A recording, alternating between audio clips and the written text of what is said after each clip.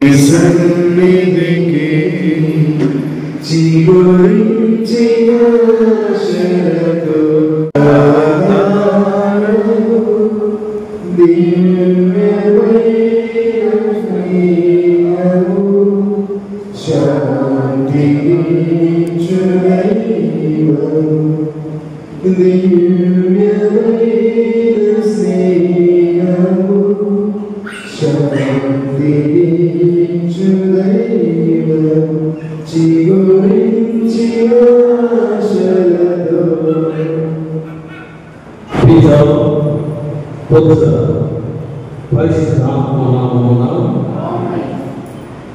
మన నామమైన యేసుక్రీస్తు కృప సర్వేశ్వరుని ప్రేమ పరిశుద్ధాత్మ సహకారము మీ అందరితో ఉండుగాక. ఈరోజు మనం మూడవ దినాల్లో ఒకటి ఉన్నాము. సార్వత్రికమైనటువంటి నేల మీద పడినటువంటి విత్తనాలను మనం పరిశీలన చేసినట్లయితే అది నివృత్తులుగాను అమరవంతులుగాను ముఖదంతులుగాను ఉంది ఫలిస్తుందని చెప్పేసి ప్రభుత్వ వారు తెలియజేస్తున్నాడు. రాత్రి మీద మూల మీద రోడ్డు మీద పడినటువంటి విత్తనాలు అవి ఫలించలేవు అని ప్రభు ఈనాడు స్పష్టంగా తన సువిశేషంలో మనం అందిస్తూ ఉన్నాడు. అప్పు పరిశీలన చేసుకుంటే మనం పక్కన పడినటువంటి నేలలో ఉన్నామా, లేకపోతే పొలంలో ఉన్నటువంటి నేలలో ఉన్నామా, రాత్రి మీద పడినటువంటి నేల మీద ఉన్నామా, లేకపోతే సారవంతమైనటువంటి నేల మీద పడినటువంటి విత్తనంలో మన హృదయం ఉందా అనేటువంటిది ఒక ఇంత ఆత్మపరిశీలన చేసుకుని ఈ పూజలో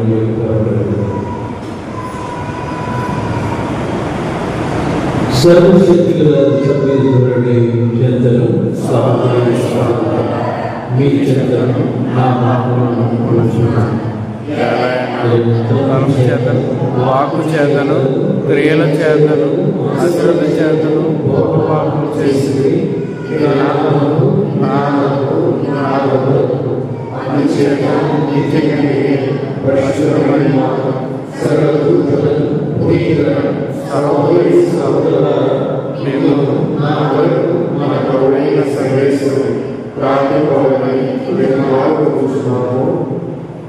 సర్వశక్తి గల సర్వేశ్వరుడు మనకు దయచూపి మన పాపములను మన్నించి మనల్ని నిత్య జీవమునకు చేర్చుగాక. ప్రభువా దయచూపుము, క్రీస్తువా దయచూపుము, ప్రభువా దయచూపుము. ప్రార్థిస్తాము. ఓ ప్రభువా నీ దాసులను కనికరించి వారి యందు నీ కృపావరప్రసాదములను అధికము దయచేయు. ఈ రీతిగా వారు దైవ ప్రసాదితమైన విశ్వాసము, నమ్మిక, ప్రేమలో బలపడి నీ కట్టడలను ఆచరించడంలో అప్రమత్తముగా ఉందరుగాక. నీతోనూ పవిత్రాత్మతోనూ కలిసి యుగయుగములు జీవించు పాలించు నీ కుమారులను మా ప్రభువైన యేసుక్రీస్తు నామమున వేడుచున్నాము తండ్రి. నేను ఆకాశం నుండి వారికి ఆహారము కురియుతును. మొదటి పట్టణము నిర్గమకాండము 16వ అధ్యాయము 1వ వచనం నుండి 5వ వచనం వరకు మరియు 9వ వచనం నుండి 15వ వచనం వరకు. నిర్గమకాండము 16వ అధ్యాయము 1వ వచనం నుండి 5వ వచనం వరకు మరియు 9వ వచనం నుండి 15వ వచనం వరకు.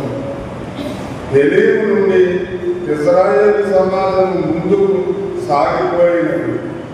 వారు ఐగుప్తు దేశంలో వదిలిన 2వ నెలలో 15వ నాడు ఎలీముకు సేనానికి నడుమనున్న సీను అరణ్యములకు చేరుకుంది.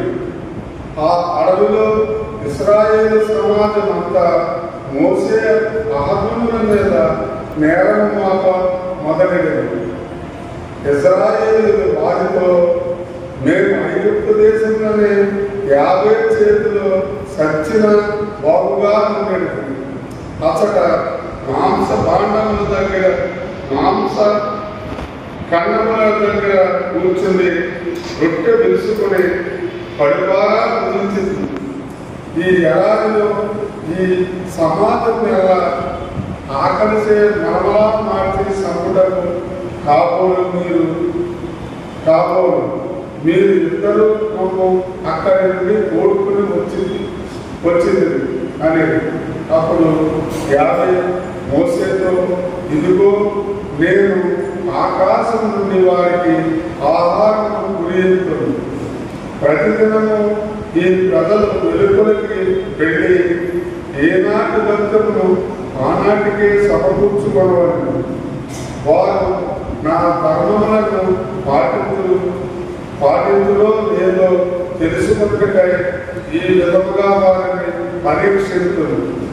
6వ నాడు వారు రోజువారీ బంధము కంటే 2 గంటలు అధికంగా తెచ్చుకుని భోజనము సిద్ధం చేసుకోవాలి అని మోషే అహరోనుతో మీరు యాభై సన్నిధికి రండి, మీరు మోగుతున్న నేరమును ఆయన వినండి అని ఇశ్రాయేలు సమాజానికి ఎలా చెప్పుము అని. అహరోను ఇశ్రాయేలు సమాజంతో మోసే చెప్పమన్న మాటలు చెప్పుతుండగా వారందరూ ఎడారి వైపు తిరిగి చూసింది. వారికి 50 తేజస్సు మేఘమునందు కనబడింది. అప్పుడు 50 మోసేతో మాట్లాడుతూ నేను ఇశ్రాయేలు సముద్రుడు వింటిని, నీవు వారితో మీరు పుట్టకున్నప్పుడు మాంసమును వేగుమనే రొట్టెను కడుపారా తింటుంది. అప్పుడు కానీ 50 నేనే మీరు దేవుడిని మీకు తెలియదు అని చెప్పుము అని. సాయంకాలము ఊరేడు గంటలు వచ్చి వారి విడుదలను కప్పివేశారు. ప్రొద్దుటి పూట విడుదల చుట్టూ మంచు క్రమ్మి ఉండేను. ఒక మంచంతా పోయిన తరువాత ఎడారి నేల మీద నూరు మంచు వంటి సన్నని పొడి కనబడింది. దానిని చూసి అది ఏమియో తెలియక ఇశ్రాయేలీయులు ఇది ఏమి అని ఒకరినొకరు అడుగుకునేది. ఇది ప్రభువు వాక్కు. భక్తి కీర్తన 78వ కీర్తన. అందరూ ప్రభువు వారికి పరలోక ఆహారం తమకు నచ్చిన భోజనము వసగమని దేవునికి బుద్ధిపూర్వకంగా సవాలు చేసింది. దేవుడు ఎడారిలో భోజనము దయచేయగలడా అనుచు ఆయనకు వ్యతిరేకముగా మాట్లాడేది. అందరూ ప్రభువు వారికి పరలోక ఆహారము వసగని అయినను ఆయన ఆకాశమునకు ఆజ్ఞ వసగని అంతరిక్ష కవాటములకు తెలిసది. ఆ ప్రజలకు ఆహారము మన్నాను కురియించదు. ఆకాశము నుండి వారికి పరలోక ఆహారము వసగని. అందరూ ప్రభువు వారికి పరలోక ఆహారము వసగని. నరులు దేవదూతల ఆహారమును ఆదరించేది. ఆయన వారికి సమృద్ధిగా ఆహారము దయచేసింది. ఆయన ఆకాశము నుండి తూర్పు గాలిని పోలించను, తన శక్తితో దక్షిణ వాయువును పంపాను. అందరూ ప్రభువు వారికి పరలోక ఆహారము వసగను. తూలి వలెను అడవి ఒడ్డునున్న ఇసుగుల వలెను తన ప్రజల మీదకి పక్షులను విస్తారముగా పంపాను.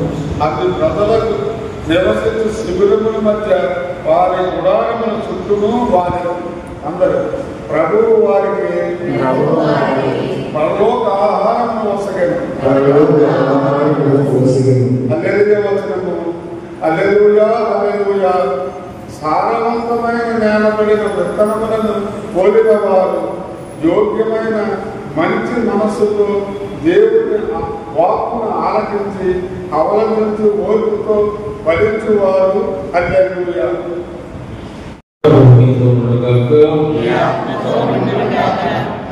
పునీత మత్తయి గారు రాసిన సువార్తలోని భాగము.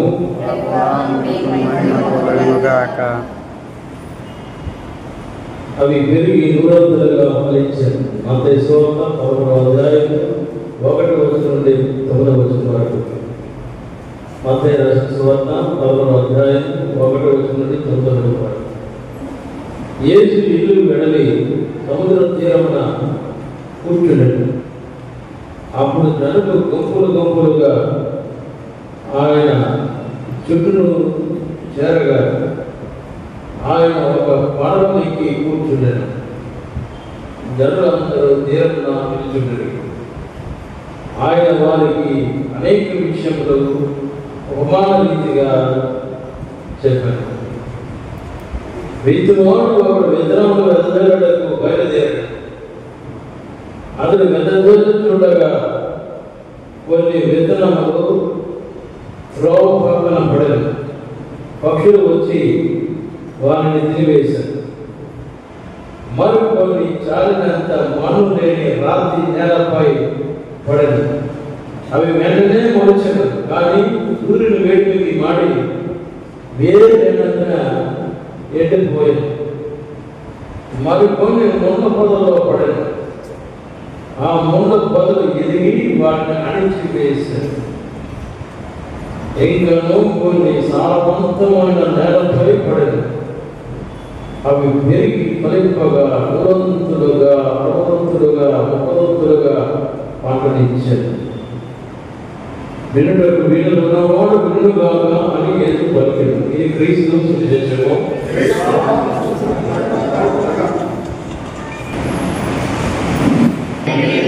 తండ్రి స్తోత్రం, ఆత్మదేవోదరే, ఆత్మదేవ స్తోత్రం. హల్లెలూయా. దేవ వరప్రసాదముల చేత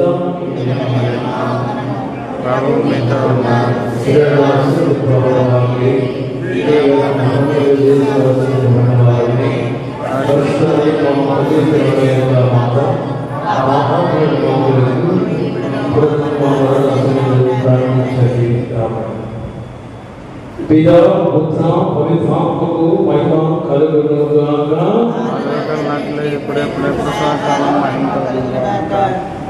సహోదరి సహోదరులారా, ఈ నవదిన ప్రాంతంలో 3వ దినం మరికొందిన పండుగకు సిద్ధమవుతున్నటువంటి తరుణంలో ఇది 3వ దినం.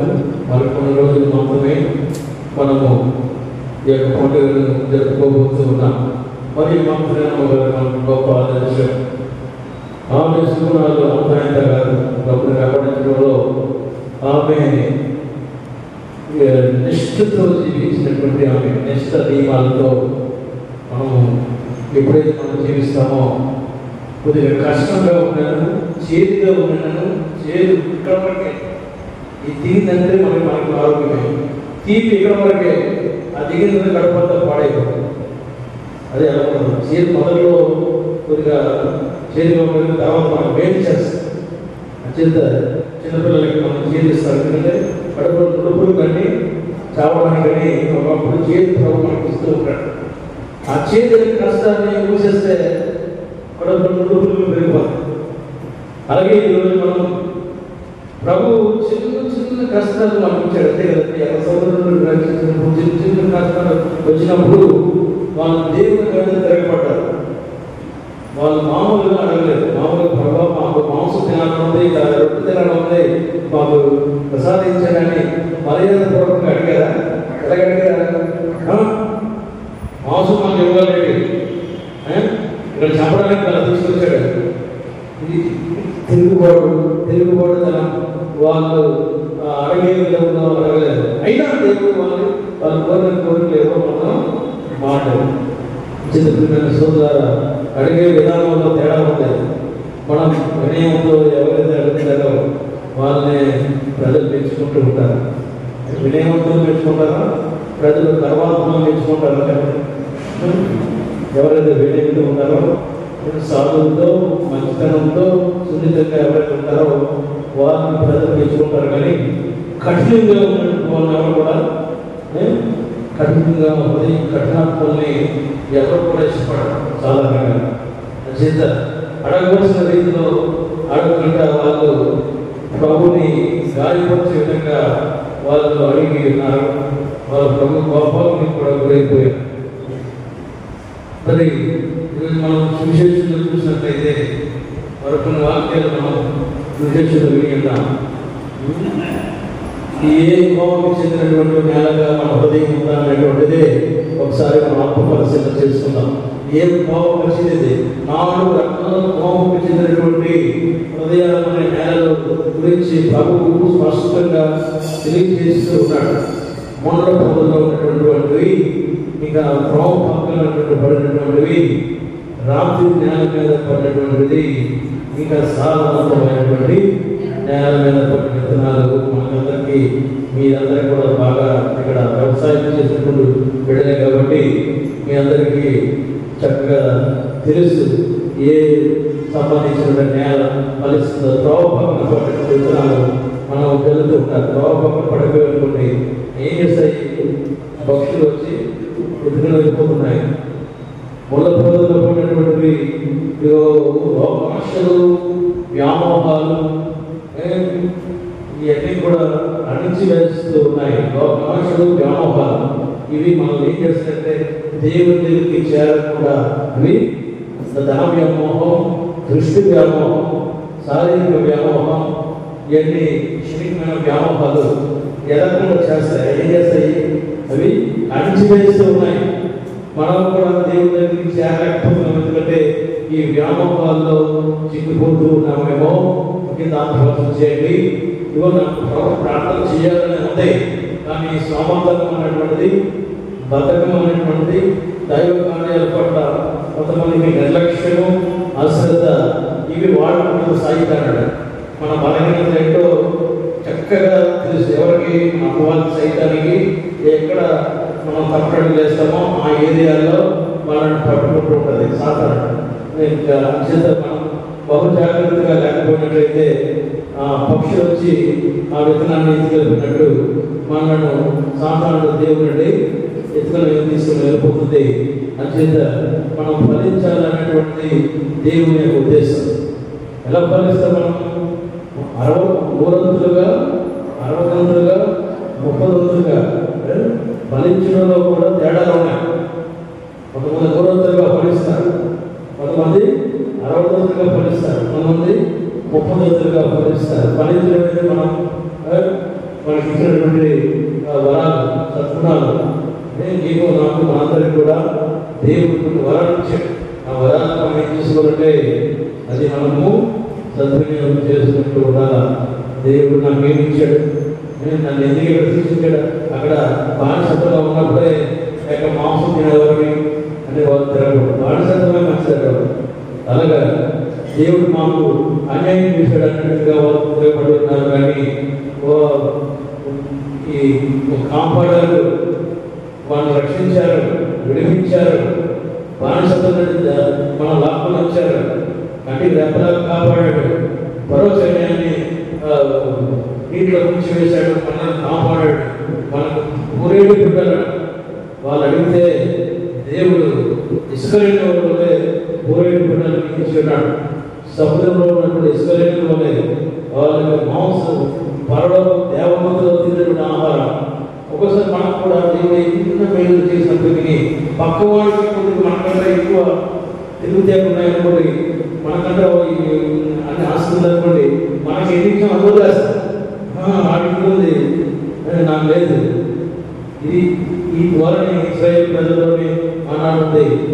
మనలో ఉందేమో దేవుడు మాట్లాడించిన సంతృప్తి చెందడం. రోజు కావాల్సిన మాత్రమే మీరు ఆహారాన్ని సమకూర్చుకోండి. అంచేత అధిక సంపాదన కలిగినట్లయితే ప్రభుత్వాన్ని నేను విస్మరిస్తానేమో. అంచేత నేటికి కావాల్సిన ఆహారం రేపు నేను ఎందుకు ఇవ్వడం, ఏ రోజు ఇచ్చినటువంటి వాటిని. అందుకే ఏ రోజు నాటికి కావలసినటువంటి అడిగిన ఆహారాన్ని మాకు ఇవ్వాలని పర్వతం నేర్పించాడు. తలవేసుకుని ప్రార్థన చేసుకుందాం.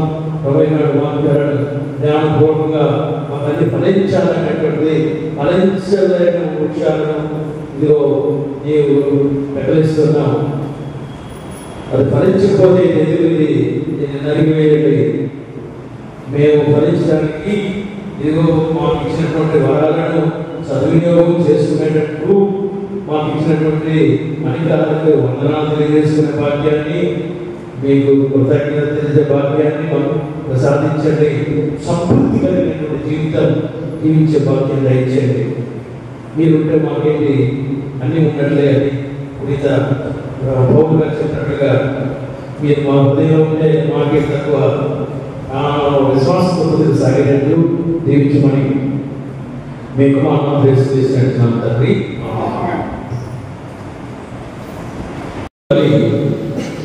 సర్వశక్తి గల సర్వేశ్వరునికి అంగీకారముగా ప్రార్థించండి.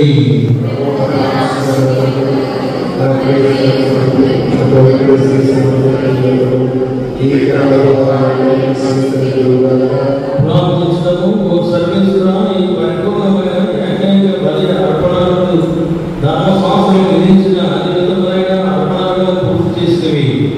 విశ్వాసపాత్రమైన సేవకుల సమర్పించి బలిని అంగీకరించమని బ్రతిమాలుకుంటున్నాం. ఆ పేరు కానుకను దీవించిన విధముగా ఈ బలిని పవిత్రమనత్వము తత్ఫలితముగా ఒక్కొక్కరు భక్తితో నీ వయపూర్వకంగా అర్పించినవి సర్వప్రజల రక్షణకు ఉపకరించుగాక. మా ప్రభువైన క్రీస్తు ద్వారా ఈ మనవి చేయించున్నాము. మీ మనస్సులను ఉన్నతులకు త్రిపుడు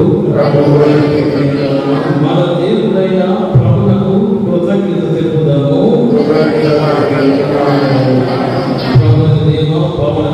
సర్వశక్తి గల సర్వేశ్వర, మేము ఎల్లప్పుడూ ఎదురుడను నీ కృతజ్ఞత వందనములు చెల్లించుట యుద్ధము, న్యాయము, ధర్మము, రక్షణదాయకము. నీ వాక్యమైన క్రీస్తు ద్వారా సమస్తమును సృష్టించినవి మమ్మ విమోచించడకై మీరు పంపిన రక్షకుడు అతడే. అతడు భద్రాత్మ వలన శరీరం ధరించి కన్యక నుండి జన్మించెను. నీ చిత్తమును నెరవేర్చుచు నీ పరిశుద్ధ ప్రజలను సంపాదించుచు అతడు తన హస్తాలను చాచి శిలువపై శ్రమలను అనుభవించాడు. ఇట్లా అతడు మరణపు సంఖ్యలను పెంచి ఉత్థానమును అనుగ్రహించాను. కనుక దేవదూతలతోనూ పునీతులతోనూ కలిసి ఏక స్వరంతో నీ మహిమను ప్రకటించడానికనగా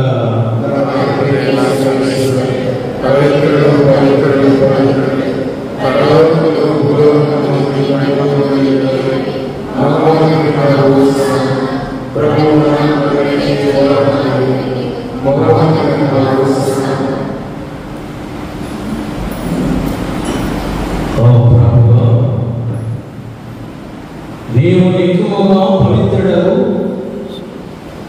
సర్వ పవిత్రతకు ఊటలు నీవే.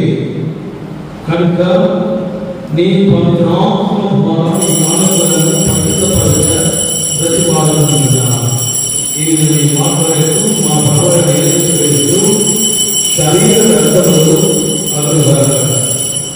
వారు పాటుపడటకు ఇష్టపూర్తిగా తను అప్పగించుకున్నప్పుడు అప్పం అందుకొని కృతజ్ఞతలు చెప్పి తుడిచి శ్రమించు ఇట్లా మీరందరూ దీన్ని తీసుకొని ఎలాగైనా ఇది మీ కొరకు అప్పగింపబడిన శరీరం.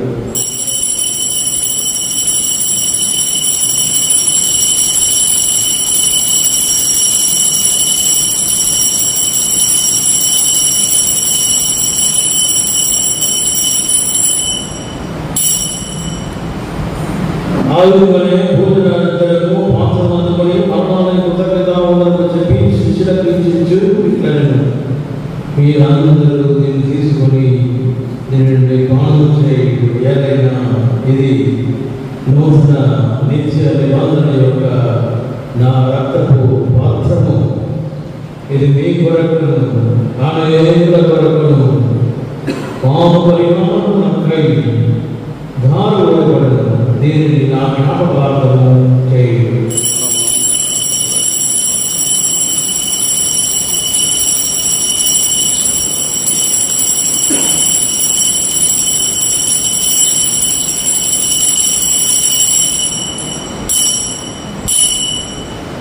ఇది మన విశ్వాస రహస్యము. జీవితాంత శరీరం తండ్రి వారి మరణమును ఉత్థానమును స్మరించుచు జీవమును స్వీయ అద్భుతమును రక్షణ ఆంతరమును నీకు సమర్పించుచున్నాను. నీ సముఖమున నిలిచి నీ పరిచర్య చేయటకు మమ్ము ఆప్తులుగా చేసినందుకు నీ వందనములు తెలుపుతున్నాను.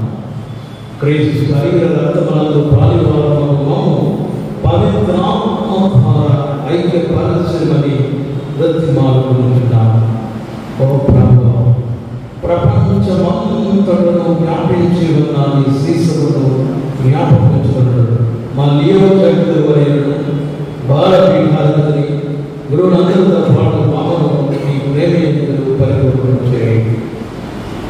ఉత్తరాలను నమ్మికతో చనిపోయిన మా సహోదరుడు నీ కనికరమందు చనిపోయిన మా అందరినీ జ్ఞాపకించుకున్నాడు. వారిని నీ దివ్య ప్రకాశంలోనికి చేర్చుకున్నాడు. మా అందరిపై దయచూపుడు. దేవుని కన్నతల్లియకు మరియు మాతతోను ఆమె మహావిరక్త భక్తి గురుపు గారితోను పునీత అపోస్తలతోను పునీత మరియు మగ్దలమ్మ గారితోను ఆది నుండి నీకు సేవ చేసిన పుణ్యాత్ములందరితోనూ మాకు నిత్య జీవితంలో భాగమును దయచేయండి. అప్పుడు వారితో కలిసి మేము నీ కుమారుడు యేసుక్రీస్తు ద్వారా నిన్ను స్తుతించి మహిమపరచుదము.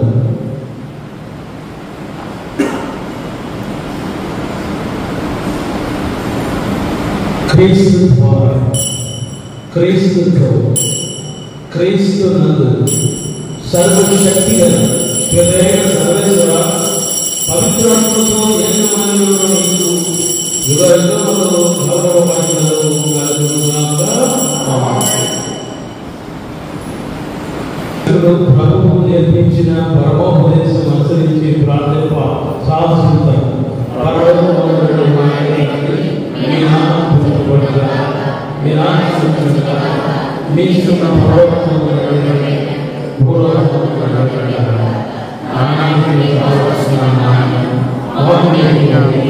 ప్రవర్తన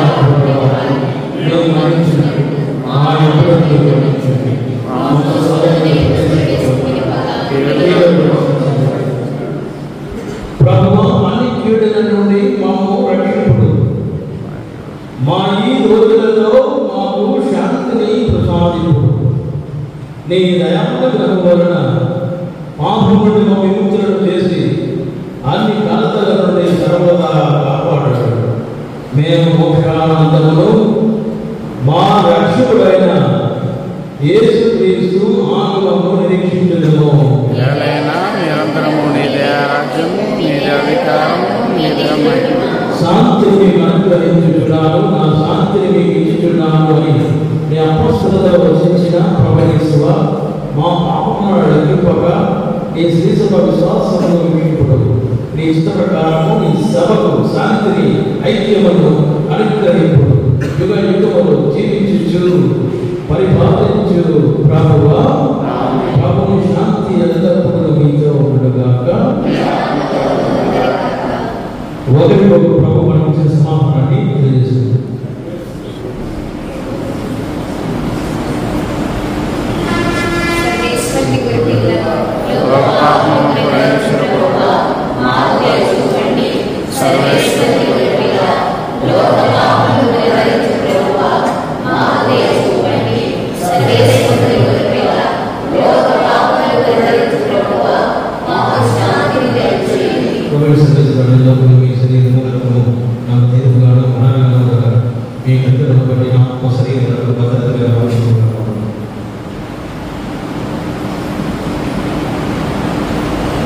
ఇదిగో సర్వేశ్వరుని దివ్యగొర్రెపిల్ల, ఇదిగో లోకము యొక్క పాపములను పరిహరించు.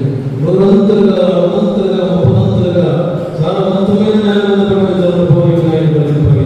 ప్రభు విధిలో పాల్గొవారు ధన్యుడు.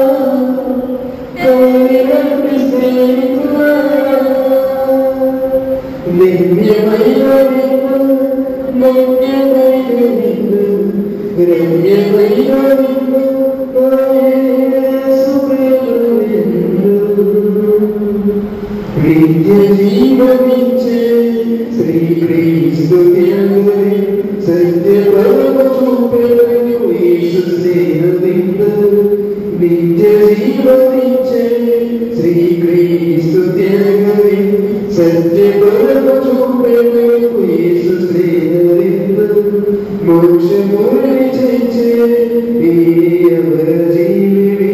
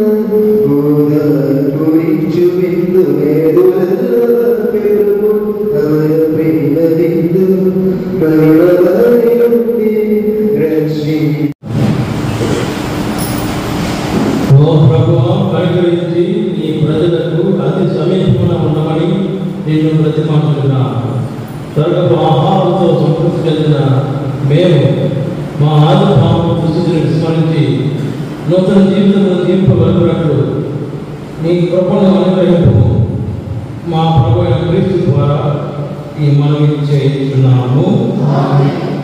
నవదిన ప్రార్థన మూడవ దినము మరి పితా పుత్ర పవిత్రాత్మ మండపేట విషయాలకు బాగా పునీతురాలైన పునీత మరియమ్మ గారా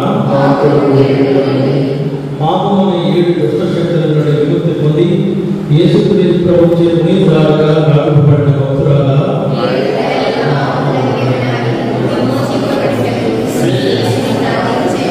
శిలువలో యేసు పాప పరిహారంగా అర్పించబడినప్పుడు శిలువ చెంత నిలిచిన ధైర్యశాలి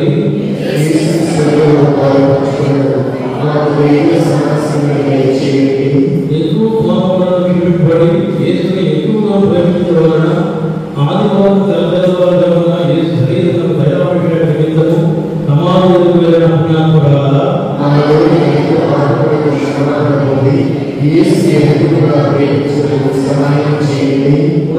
ప్రపంచంగా దర్శించి నేను ప్రభువును విడుదల అని అపోస్తలులకు మొదట ప్రేమిస్తురాలా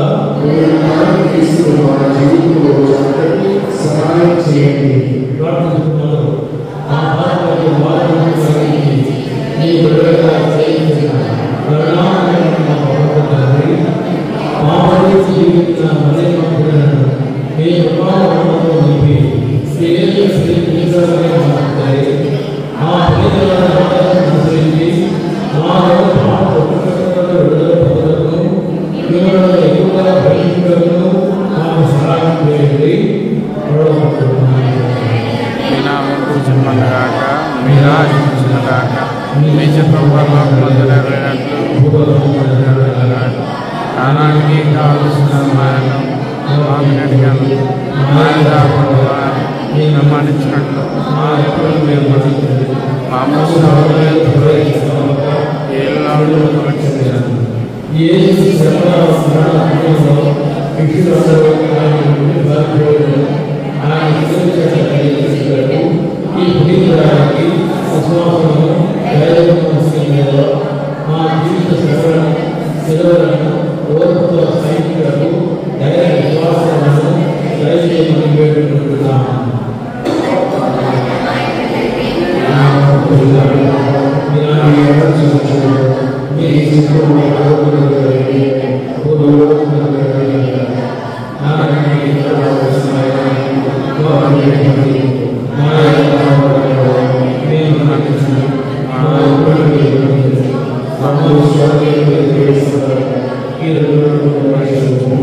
పునీత మరియమ్మ గారి ద్వారా నేను శిష్యులకు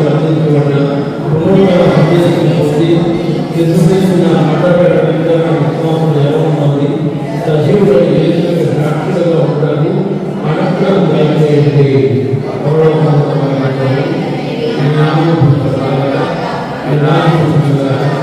మీ చిన్న భరోసా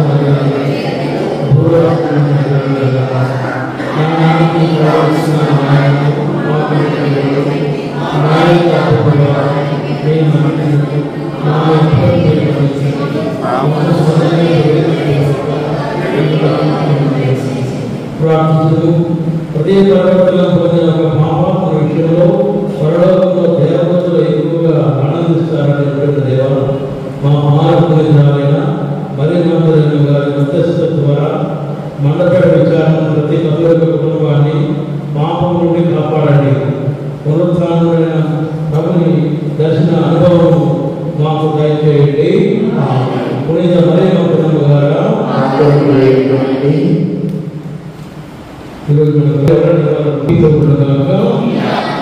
సర్వశక్తి గల సర్వేశ్వరుడు పిత పుత్ర పరిశుద్ధాత్మ మిమ్మల్ని దీవించి ఆశీర్వదించి కాచి కాపాడు